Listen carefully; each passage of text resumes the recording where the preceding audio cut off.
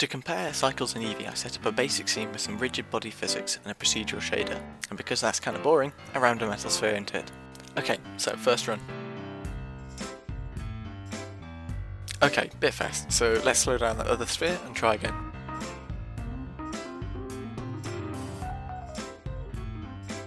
Cycles seems to work a lot better, and we can see some key reasons for this. Number 1, the shaders don't seem to work as well without a direct light source for Eevee. 2, the reflections just aren't present for Eevee on the metal sphere.